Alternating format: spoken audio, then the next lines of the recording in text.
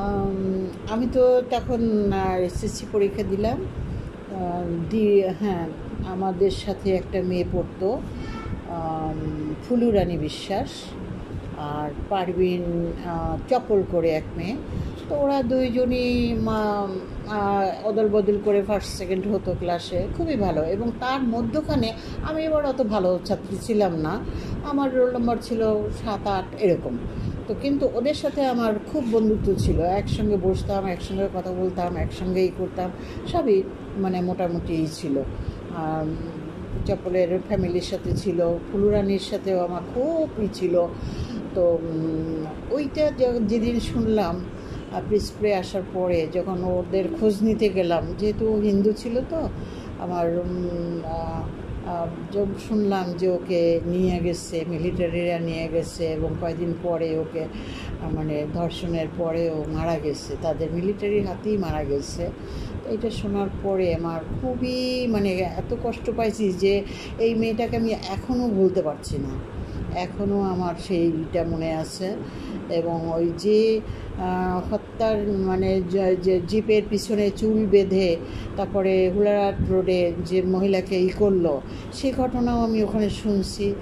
আমরা শুনতাম যে এই আজকে এরকম এক মহিলাকে জিপের পিছনে চুল দুই দিক দিয়ে চুল বাইধা তারপরে হুলারাট গেছে আর আসছে, মহিলা ওইখানেই রাস্তাতেই শেষ, এরকম এ সমস্ত ঘটনা খুব মানে লাগতো। আর আরেকটা হলো কি, আমাদের একটা কুকুর ছিল, নাম ছিল টমি। টমিও এক বিশাল এক যুদ্ধের শরিক আমি বলবো, তার কারণ আমাদের বাসাটা পাহারা দিত সেই টমি।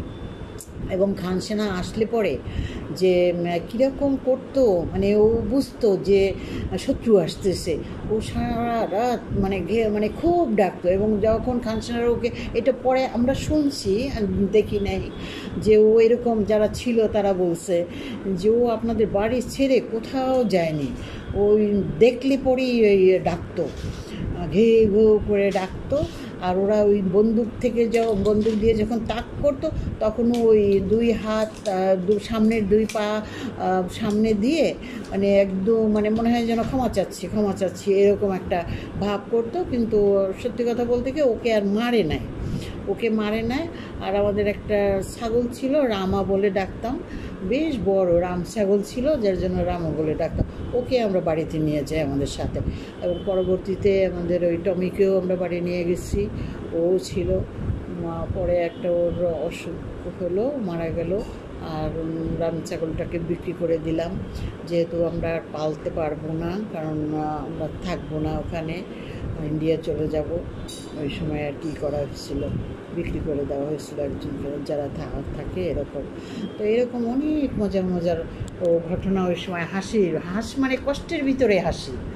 আর যখন ইয়েতে ছিলাম শাপলাতে, সুন্দরবনের ভিতরে, জঙ্গলের ভিতরে, তো আমি তো আর জানতাম না যে সাগরের পানির মধ্যে দাঁড়াইয়ে পা উঠাইতে হয়।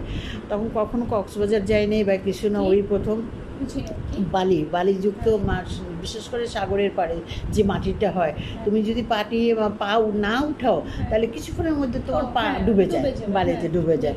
তো ওইটা আমাদেরকে মাঝি শিখিয়ে দিল। তো আমরা ওই গোসল করতে, ওই দিনও চানখালি, সেই জায়গাটার নাম ছিল চানখালি।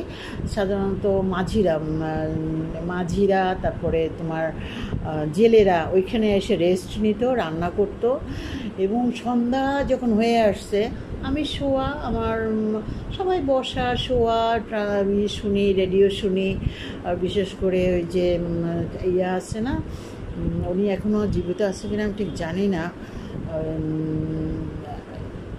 একটা লোক এমআর খান না জানি কি, সুন্দর একটা ইয়ে বলতো, টপিক্স বলতো, মুক্তিবাহিনী নিয়ে আসছে এরকম, এই মুহূর্তে নামটা মনে আসতেছে না, যাই হোক পরে আসবেন। তো উনি ওইগুলো শুনতাম। কিন্তু সন্ধেবেলা একটা বাঘ আমি দেখিনি, আমিও ওই দিকে ফিরে শোয়া, এবং বাঘটা জঙ্গল থেকে বের হয়ে, কারণ বাঘ জানে যে এখানে মানুষের মানুষ আছে, গন্ধ পায় তো ওরা। তো ওই বাঘ দেখার পরে আব্বা মানে উপর থেকে সবাই বলতেছে আপনি মানে চালের উপরে বসা তো, চাল বিশাল চাল তো, চালের উপরে 2-3 জন বসে আছে, তোমরা নিচে নামো নিচে নামো। সব নিচে নামছে, আমার ভাই আমার বাবা সবাই নিচে ছিল, আর আমি শোয়া। মা আমার কান চেপে ধরছে যে বাঘের গর্জন যাতে আমি না শুনি, ভয় পাবো, এই জন্য কানের ভিতরে কাপড় দিয়ে এরকম করে চাইপে রাখছে। পরে আর কি ওই ওরা জানি কি দোয়া টোয়া পরে না কি করে করে ওদের টেকনিক আছে, মাঝিদের টেকনিক আছে, বাঘটার আবার ওইটা করার পরে বাঘটা আসতে চলে গেল। এটাও একটা ঘটনা। পরে আর কি চলে যাওয়ার পরে অনেক হাসাহাসি হয়েছে এটা নিয়ে। তো এইরকম ছোট ছোট অনেক ঘটনা আছে।